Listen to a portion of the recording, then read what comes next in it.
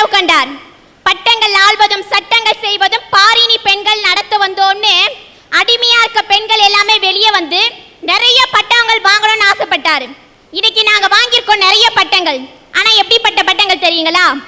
கட்டின புருஷன் செத்துட்டானா விதவன்ற பட்டம், புருஷனை பிரிஞ்சு வாழ்ந்தோம்னா வாழா வெட்டின்ற பட்டம், கட்டியில் ஆடியும் தொட்டியில் ஆடலைனா மலடின்ற பட்டம், சரி கல்யாணமே ஆகாம இருந்தா முதிர்கண்ணின்ற பட்டம், சரி எங்களுக்கு விருப்பமானவங்களோட போய் வாழ்ந்தோம்னா ஓடு காலின்ற பட்டம், கொஞ்சம் அதிகமா பேசிட்டோம்னா வாயாடின்ற பட்டம், சரி பேசாமே இருந்தோம்னா ஊம குசுமின்ற பட்டம்.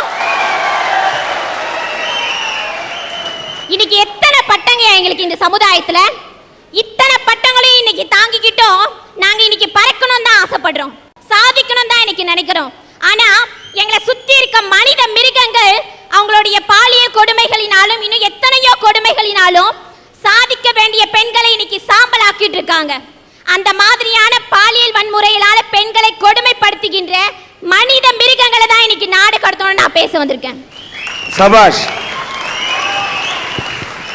இன்னைக்கு நாங்க ஒரு பஸ்ல போனோம்னா அங்க 1000 இடிகளை நாங்க இன்னைக்கு தாங்க வேண்டியதா இருக்கு, 1000 அசிங்கங்களை நாங்க இன்னைக்கு பொறுத்துக்க வேண்டியதா இருக்கு, 1000 அசிங்கமான அசைவுகளை நாங்க இன்னைக்கு தாங்கிக்க வேண்டியதா இருக்கு. சரி, இதை போய் நாங்க இன்னைக்கு வீட்டுல சொன்னோம்னா நாங்க என்னவோ இன்னைக்கு ஒழுக்கமா தான் இருக்கோம். வீட்டுல என்ன சொல்வாங்கன்னா, அம்மா சமுதாயம் இன்னைக்கு இப்படி இருக்கு, நீ பொண்ணா பிறந்துட்டியே இன்னைக்கு பொறுத்துட்டு போன்றாங்க. நான் எல்லார்கிட்டையும் கேட்கிறேன், இன்னைக்கு நாங்க பொண்ணா பிறந்துட்டோம், பொண்ணா பிறந்தா நாங்க எல்லாத்தையுமே பொறுத்து போனன்றது இன்னைக்கு சட்டமா? போதும் யா போதும், பொறுத்து பொறுத்து பொறுத்து நாங்க அடிமையா இருந்த காலம் எல்லாமே போதும். இனிமேலே எங்களால பொறுக்க முடியாது. அதை பொறுக்க முடியாமதான் இன்னைக்கு நான் இங்க பொங்க வந்திருக்கேன். இதைத்தான் சொல்றேன், அடிப்படையில் நீ பொங்கினால் போதாது, பொங்க வேண்டும் என்று நினைத்த காரணத்தால் தான் தங்கு தடையின்றி தமிழ் கொண்டு பொங்கு பெண்ணே என்று சொல்லத்தான் இந்த அரட்டை அரங்கம் உங்களை போன்ற இளம் பெண்களை இங்கே அழைத்திருக்கிறது. இன்னைக்கு மருமகளை மகளா நினைக்கிற எத்தனையோ நல்ல மாமனார்கள் இன்னைக்கு இருக்காங்க. ஆனா குமரி மாவட்டத்துல தக்கலைன்ற ஒரு இடத்துல தன்னுடைய மகன் எப்ப வெளியே போவானோ, எப்ப மருமக கிட்ட சில்மிஷம் பண்ணலாமோன்னு காத்துட்டு இருந்த ஒரு மனித மிருகத்தினால இன்னைக்கு நிர்மலா ஜெயந்தி அப்படின்ற அந்த பெண் தூக்குல தொங்கிட்டாயா? அதுவும் தன்னோட 5 வயசு குழந்தைய விட்டுட்டு. இன்னைக்கு அந்த குழந்தைக்கு 1000 உறவுகள் வரலாம், 1000 சொந்தங்கள் வரலாம், எல்லா செல்வங்களுமே இன்னைக்கு கிடைக்கலாம். ஆனா அந்த அம்மாவுடைய பாசம் இன்னைக்கு அந்த குழந்தைக்கு கிடைக்குமா? இந்த மாதிரியான மனித மிருகங்களை தான் இன்னைக்கு நாடு கடத்தணும்ன்றது என்னோட கருத்து. வணக்கம். வணக்கம் சார். தேனி என்ன பண்ணுது? தேனி அங்க எங்க அலைஞ்சி மலர்கள்ல போய் தேனை சேகரிக்குது. அது எவ்வளவு கஷ்டப்பட்டு ஒரு பூக்கும் தாவி தாவி தேனத்திலிருந்து சேகரிக்குது. சார் எறும்பு என்ன பண்ணுது? எறும்பு சுறுசுறுப்பா அங்க ஓடி போய் இறைய தேடிட்டு வருது. சார் ஒரு நிமிஷம்.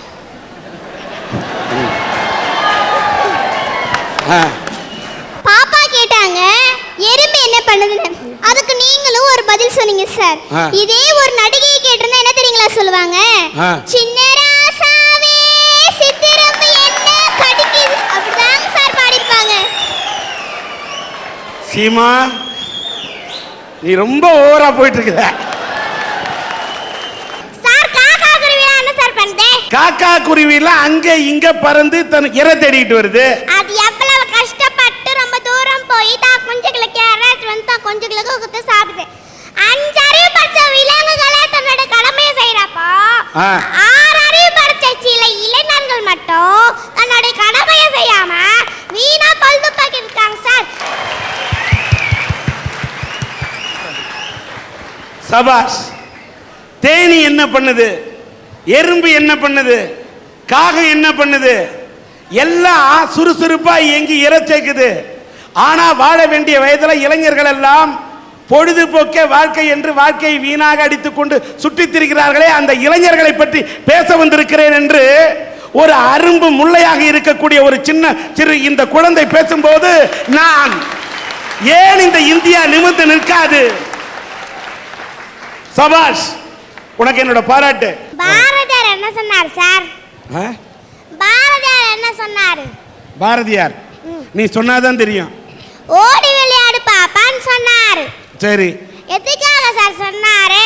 ஒரு உடல் ஓடி விளையாண்டா உடம்புல நல்ல ஆரோக்கியமா இருக்குன்னு சொன்னாரு. படிச்சிட்டு இருந்தா மட்டும் போதாது, நல்லா சுறுசுறுப்பா ஓடி விளையாடுன்னு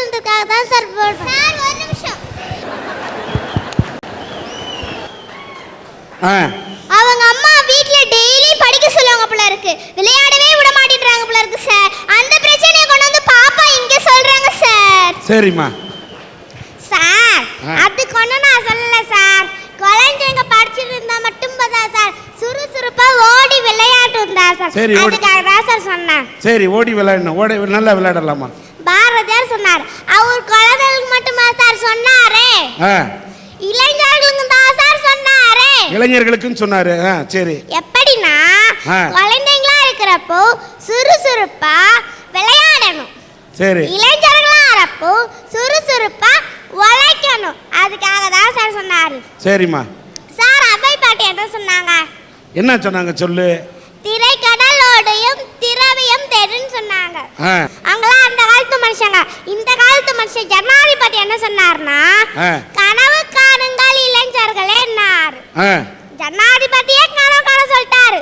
அதுக்குன்னே சில இளைஞர்கள் படுத்துக்கிட்டு வீட்டுல பொழுது போக்கிட்டு வீணா நாளைக்கு என்ன சினிமா போகலாம், நாளைக்கு அப்பா கிட்ட இருக்கிற பணத்தை எப்படி போய் சொல்லி வாங்கலாம், நாளைக்கு என்ன பார்க்கு போகலாம், நாளைக்கு எந்த பீச் போகலான்னு கலர் கனவு காண்றாங்க சார்.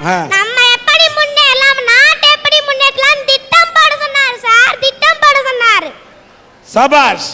அந்த காலத்து மனுஷங்க சொன்னதையும் கேட்காம இந்த காலத்து மனுஷங்க சொன்னதையும் கேட்காம சில இளைஞர்கள் வீணா தான் சார் பொழுது போக்கிட்டு இருக்காங்க. அவங்களெல்லாம் என்ன சார் பண்றது? என்ன பண்ணணும் சொல்லு. நாடு கட்டணும் சார். ஏன்னா இப்ப நீ தான் நாட்டோட அரசி. அட போங்க சார். நாடாவது மன்னராவது ஒவ்வொரு தனி மனிதனும் சமுதாயத்துல ஒழுக்கமா இருந்தாலே போதும் சார். சார் எங்கற மாதிரி அட போங்க சார் நீ சொன்னோன்னு நான் இங்கே போயிடலாமான்னு யோசிச்சுட்டேன் சார். நான் உங்களுக்கு சொல்லல சார், தலைப்பு சொல்றேன். தலைப்பு? உன் பேச்ச பார்த்தா எனக்கு பெரிய மலைப்பு. நீ தொடரு தலைப்பு. சார் எங்கற மாதிரி குழந்தைகளுக்கு ஒழுக்கம் எப்படி வரும்? ஒண்ணே நாங்க கத்துக்கணும், இல்ல கத்து கொடுக்கணும் சார்.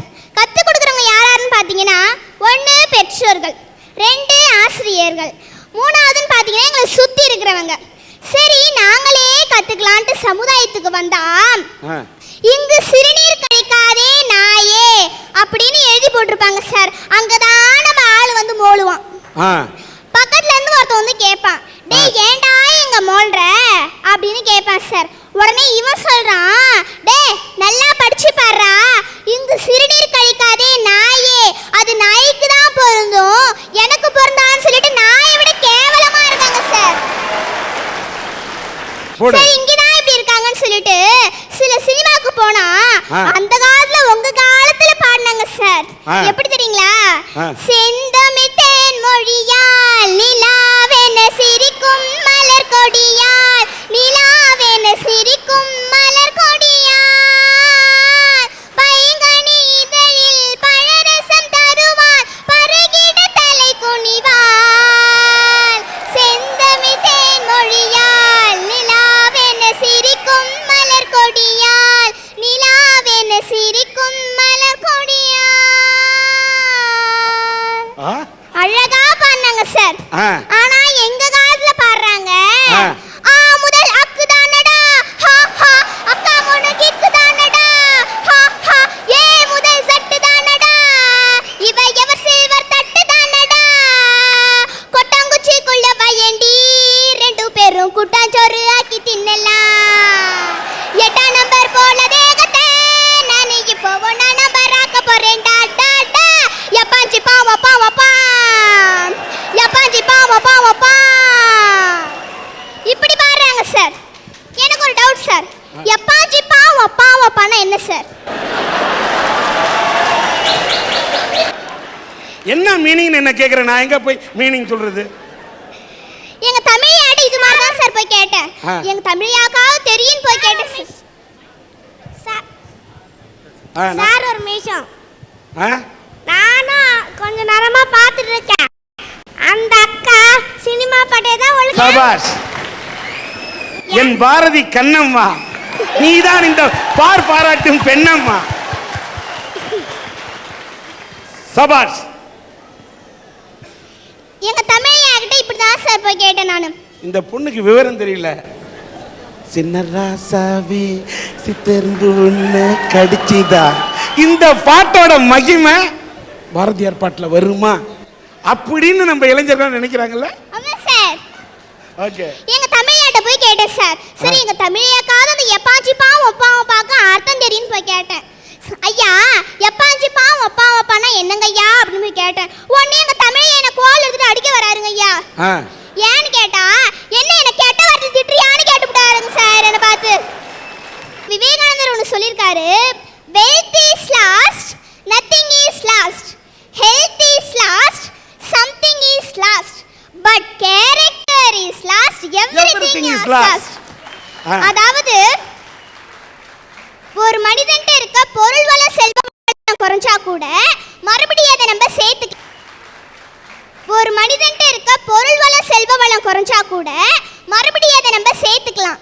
அதே மாதிரி உடல் ஆரோக்கியம் குறைஞ்சா கூட உடல் இழப்புகள் சிலதான் நேரிடும். ஆனா ஒவ்வொரு மனிதனும் சமுதாயத்துல அவனுடைய ஒழுக்கத்தை இழந்துட்டான்னு வச்சுக்கோங்களேன், அவன் உயிர் வாழ்ந்தே பிரயோஜனம் இல்லை சார், அவர் செத்த பணத்துக்கு சமம்.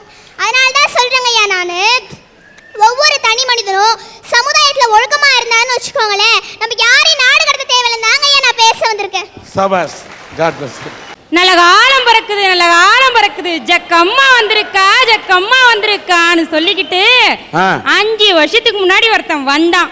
நானும் அவனுக்கு காசை கொண்டு போய் போட்டேன். நல்ல காலம் பிறக்குது, நீ கல்யாணம் பண்ணிக்கினா உன் புருஷன் கூட நல்லாவே வாழ மாட்டேன், நல்ல காலம் பிறக்குது, உனக்கு ஒரு பரிகாரம் பண்ணணும், நல்ல காலம் பிறக்குதுன்னு சொன்னான். அன்னைக்கு நான் அவனை போடான்னு சொல்லிட்டேன். இன்னைக்கு நான் கல்யாணம் பண்ணிக்கிட்டு 2 வருஷமா சந்தோஷமா வாழ்ந்துட்டு இருக்கேன். ஆனாலும் எனக்கும் என் புருஷனுக்கும் சின்னதா ஒரு சண்டை வந்துச்சுன்னா கூட ஐயோ அவன் சொன்ன மாதிரி நடந்துருமோன்ற பயம் எனக்குள்ள இருந்துகிட்டே இருக்குது. இந்த குடுகுடுப்புக்கார மாதிரி பொய்யே பேசி மக்களை ஏமாத்திட்டு வாழ்ந்துட்டு இருக்கான் பாரு, இவனுங்களை தான் இந்த நாட்டை விட்டு கடத்தணும்னு நான் பேச வந்திருக்கேன். அவங்க பார்த்தாங்களே வர 2 வயசு குழந்தையிலிருந்து 75 வயசு கிழவிங்க வரைக்கும் தனியா கிடைச்சா அவளுங்க வாழ்க்கையை நாசம் பண்ணிட்டு போறதுக்குன்னு சில மிருகங்கள் இருக்குங்க சார். சில மிருகங்கள் தயவு செய்து இந்த அரட்டை அரங்கத்துக்கு வந்திருக்கும் சகோதரர்கள், பெற்றோர்கள் அனைவரையும் நான் வேண்டி கேட்கிறேன், நீங்க யாரும் நான் பேசுறத கேட்டு தவறாக நினைக்க வேண்டாம். சமூகத்தில் உள்ள சில மனித மிருகங்களை பற்றி தான் நான் இங்க பேச வந்திருக்கிறேன். சுவாமி விவேகானந்தர் வெளிநாடு போயிருந்தப்போ ஒரு கூட்டத்தில் பேச போனார். முதல்ல ஆரம்பிக்கும் போது என்ன சொல்லி ஆரம்பிச்சார் தெரியுங்களா? என் அன்பு சகோதர சகோதரிகளேன்னு சொல்லி ஆரம்பிச்சார். அவர் ஏன் அப்படி சொன்னார் தெரியுங்களா? இந்த நாட்டில் பிறந்த ஒவ்வொரு மனுஷனும் தான் கட்டின மனைவியை தவிர வேற எந்த பொண்ணையும் ஆணையும் தவறா பார்க்க கூடாது, சகோதர சகோதரிகளா தான் பார்க்கணும்னு சொன்னார். ஆனா இன்னைக்கு சமூகத்துல என்ன சார் நடக்குது? திண்டுக்கல் பக்கத்துல ஒரு கிராமத்துல ஒரு மண் ரோட்ல ஒரு 4 வயசு குழந்தை நடந்து போய்கிட்டு இருக்கா சார். குழந்தையும் தெய்வமும் ஒண்ணுன்னு சொல்லுவாங்க. ஆனா அந்த குழந்தைக்கு என்ன நடந்திருக்குங்க? எதிரில் வந்த ஒரு மனித மிருகம் கூடு வச்சு அந்த குழந்தைய கதற கற்பழிச்சுட்டு போயிருக்கான். சரி, திண்டுக்கல்ல தான் இந்த கிராமத்துல இருந்து 12 வயசு பொண்ணு அரக்கோணத்துக்கு போறான். தான் சித்தப்பா வீட்டுக்கு போன பொண்ணு, லீவுக்காக போன பொண்ணு, சித்தப்பா செங்கல் சூளையில வேலை செய்யறாரு, அவருக்கு சாப்பாடு எடுத்துட்டு போயிட்டு கொடுத்துட்டு திரும்பி வர்றான். திரும்பி வர வழியில அங்க பார்த்துச்சு சார் ஒரு மனித மிருகம் அந்த 12 வயசு பொண்ணை தூக்கிட்டு போய் கரும்பு தோட்டத்துக்குள்ள கதற கற்பழிச்சு போட்டுட்டு ஓடி போயிட்டான். இப்படிப்பட்ட மனித மிருகங்கள் வாழ்ற இந்த சமூகத்துல சுதந்திரம் யாருக்கு தெரியுங்களா கிடைஞ்சிருக்கு? இந்த மாதிரி மனித மிருகங்களுக்கும் இன்னும் சொல்ல போனா ஆண்களுக்கு தான் சார் சுதந்திரம் இருக்கு, பெண்களுக்கு இல்ல சார். ஒரு பாதிரியார் என்ன பண்ணார் தெரியுங்களா? கிறிஸ்தவ மதம் சொல்லுது கடவுளின் தூதுவன்னு பாதிரியார சொல்லுது. அவர் என்ன பண்ணிருக்காரு? டூர்ன்ற பேர்ல பள்ளிக்கூடத்து மாணவர்களை கூட்டிக்கிட்டு போய் முத்தம் கொடுக்கலன்னு சொல்லி ஒரு பொண்ணை தொல்லை பண்ணிருக்கா சார், செக்ஸ் தொல்லை. இந்த பாதிரியார் என்ன செய்யறது? பாதிரியார்கள்ல நல்லவர்களும் இருக்கிறார்கள், இப்படிப்பட்ட சில மனித மிருகங்களும் இருக்குது சார். அதுக்கப்புறம் பார்த்தீங்கன்னா போலி காவி உடை அணிஞ்சுக்கிட்டு இருக்க போலி சாமியாருங்க. ஒரு போலி சாமியார் சென்னையில் 2 மாதம் ஒரு வீட்டில் இருந்து பூஜை பண்ணி கோயிலுக்கெல்லாம் போய் காமிச்சிட்டு 3ஆவது மாதம் எதிர் வீட்டில் இந்த பொண்ணை கொட்டு ஓடி போயிட்டான். எங்கடான்னு தேடும் போது எங்கேயோ ஒரு இடத்துல கொண்டு வச்சு அந்த பொண்ணை கதற கற்பழிச்சு விட்டு ஓடி போயிட்டான். இப்படிப்பட்ட சாமியார்கள்லாம் நினைக்கும் போது எனக்கு ஒரு கவிதை ஞாபகத்துக்கு வருதுங்க சார். எங்க ஊரு சாமியாரு கையிலிருந்து நூல் எடுப்பாரு, எங்க ஊரு சாமியார் வாயிலிருந்து லிங்கத்தை எடுப்பாரு, எங்க ஊரு சாமியார் வயிற்றுலேருந்து குழந்தையும் எடுப்பாரு. ஆனா அவரை கைது பண்ணி ஜெயிலில் போட்டா ஜாமீன்ல எடுக்க 2 பேர் இல்லை.